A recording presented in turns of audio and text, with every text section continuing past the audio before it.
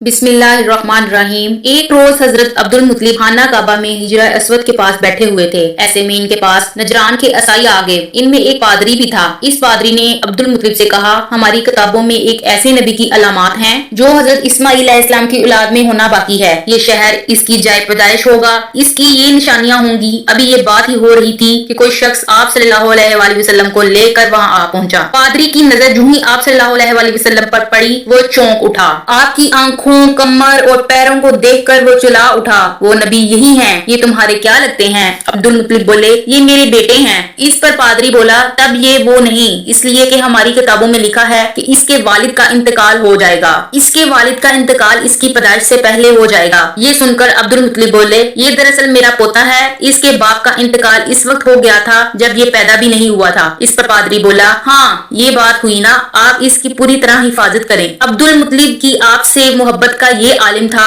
कि खाना खाने बैठे तो कहते, मेरे बेटे को ले आओ। आप तशरीफ लाते तो अब्दुल मुत्तलिब आपको अपने पास बिठाते, आपको अपने साथ खिलाते। बहुत ज्यादा उम्र वाले एक सहाबी हेदा बिन माविया रजी अल्लाह तआला अन्हु ने फरमाया, मैं एक मर्तबा इस्लाम से पहले जाहिलियत के जमाने में हज के लिए मक्का मुअज़्ज़मा गया। वहाँ बैतुल्लाह का तवाफ कर रहा था। मैंने एक ऐसे शख्स को देखा जो बहुत बूढ़ा और बहुत लंबे कद का था। वो बैतुल्लाह का तवाफ कर रहा था और कह रहा था, ए मेरे परवरदिगार, मेरी सवारी को मोहम्मद सल्लल्लाहु अलैहि वसल्लम की तरफ फेर दे और इसे मेरा दस्ते बाजू बना दे। मैंने इस बूढ़े को जब ये शेर पढ़ते सुना तो लोगों से पूछा, ये कौन है? लोगों ने बताया कि अब्दुल मुत्तलिब बिन हाशिम है। उन्होंने अपने पोते को अपने एक ऊंट की तलाश में भेजा है। वो ऊंट गुम हो गया है और वो पोता ऐसा है, जब भी किसी गुमशुदा चीज की तलाश में इसे भेजा जाता है तो वो चीज लेकर ही आता है। पोते से पहले ये अपने बेटों को इस ऊंट की तलाश में भेज चुके हैं, लेकिन वो नाकाम लौटे हैं। अब चूंकि पोते को गए हुए देर हो गई है, इसलिए परेशान है और दुआ मांग रहे हैं। थोड़ी ही देर गुजरी थी कि मैंने देखा कि आप सल्लल्लाहु अलैहि वसल्लम ऊंट को लेकर तशरीफ ला रहे थे। अब्दुल मुत्तलिब ने आपको देखकर कहा,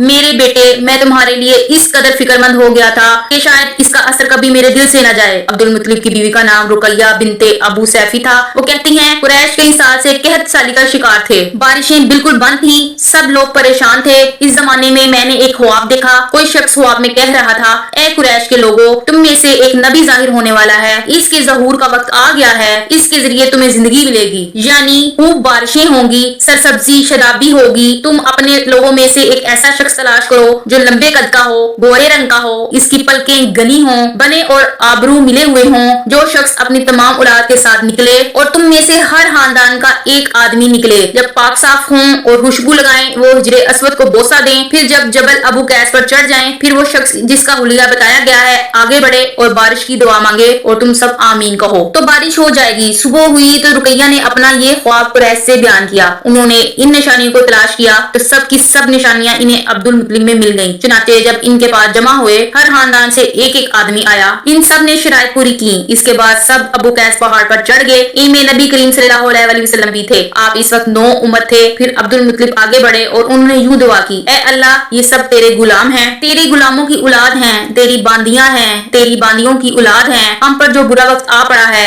तू देख रहा है। हम मुसलसल कहत सारी का शिकार हैं। अब ऊंट, गायें, घोड़े, खच्चर और गधे सब कुछ खत्म हो चुके हैं और जानों पर बन आई है। इसलिए हमारी ये खुशहाली खत्म फरमा दे, हमें जिंदगी और सरसब्जी और शदाबी अता फरमा दे। अभी ये दुआ मांग ही रहे थे कि बारिश शुरू हो गई। वादियां पानी से भर गईं, लेकिन इस बारिश में एक बहुत अजीब बात हुई। वो अजीब बात ये थी कि कुरैश को ये शराबी जरूर हासिल हुई, मगर ये बारिशें कबीला कैस, कबीला मजर की करीबी बस्तियों में बिल्कुल ना हुई। अब लोग बहुत हैरान हुए, ये क्या बात हुई? एक कबीले पर बारिश और आसपास के सब कबीले बारिश से महरूम। तमाम कबीलों के सरदार जमा हुए। इस सिलसिले में बातचीत शुरू हुई। एक सरदार ने कहा, हम जबरदस्त कहत और खुशहाली का शिकार हैं, जबकि कुरैश को अल्लाह ताला ने बारिश अता की है और ये अब्दुल मुत्तलिब की वजह से हुआ है। इसलिए हम सब इनके पास चलते हैं। अगर वो हमारे लिए दुआ कर दें तो शायद अल्लाह हमें भी बारिश दे। ये मशवरा सबको पसंद आया। चुनाचे ये लोग मक्का मुअज़्ज़मा में आए और अब्दुल मुत्तलिब से मिले, इन्हें सलाम किया। फिर इनसे कहा, ए अब्दुल मुत्तलिब, हम कई सालों से खुशहाली का शिकार हैं। हमें आपकी बरकत के बारे में मालूम हुआ है, इसलिए मेहरबानी फरमाकर आप हमारे लिए भी दुआ करें, इसलिए कि अल्लाह ने आपकी दुआ से कुरैश को बारिश अता की है। इनकी बात सुनकर अब्दुल मुत्तलिब ने कहा, अच्छी बात है, मैं कल मैदान अरफात में आप लोगों के लिए भी दुआ करूंगा। दूसरे दिन सुबह सवेरे अब्दुल मुत्तलिब मैदान अरफात की तरफ रवाना हुए।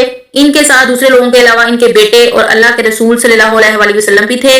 अरफात के मैदान में अब्दुल मुत्तलिब के लिए एक कुर्सी बिछाई गई, वो इस पर बैठ गए। नबी करीम सल्लल्लाहु अलैहि वसल्लम को उन्होंने गोद में बिठा लिया। फिर उन्होंने हाथ उठाकर यूं दुआ की, ए अल्लाह, चमकने वाली बिजली के परवरदिगार और कड़कने वाली गर्ज के मालिक, ऐ हमें पालने वाले और मुश्किलात को आसान करने वाले। ये कबीला कैस और कबीला मजर के लोग हैं, ये बहुत परेशान हैं।